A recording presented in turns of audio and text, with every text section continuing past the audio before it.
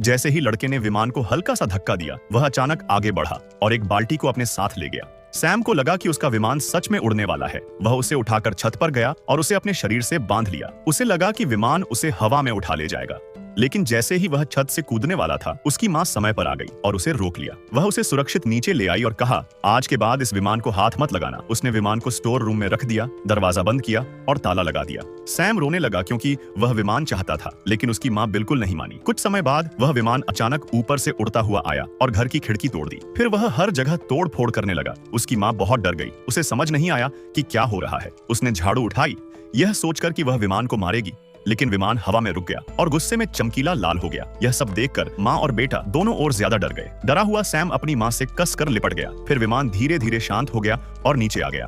इससे उसकी माँ और भी ज्यादा डर गई। वह समझ नहीं पा रही थी कि एक खिलौना ऐसा कैसे कर सकता है। उसने अपने दोस्त जैक को फोन किया और घबराकर सब कुछ बताया। जैक चुपचाप लड़के के कमरे में गया और विमान उठा लिया। उसने उसे ध्यान से जांचा, लेकिन कुछ भी असामान्य नहीं पाया। जैक ने चाकू से इस विमान को काटने की कोशिश की, लेकिन उस पर एक भी खरोंच नहीं आई। उसने कहा, मुझे इसे पूरी जांच के लिए लैब में ले जाना होगा। लैब में उसने विमान को एक मशीन पर रखा और उसके अंदरूनी हिस्सों की जांच शुरू की। उसकी हैरानी के लिए विमान के अंदर कोई इलेक्ट्रॉनिक हिस्से नहीं थे। जैक ने इसे हाइड्रोलिक प्रेस में कुचलने की भी कोशिश की, लेकिन इसका कोई असर नहीं हुआ। इस बीच लड़का जाग गया और विमान को न देखकर जैक की लैब की ओर भागा।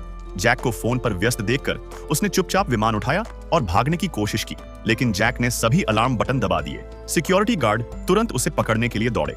हालांकि लड़का छत पर गया, विमान को अपने शरीर से बांधा और फिर आसमान में उड़ गया।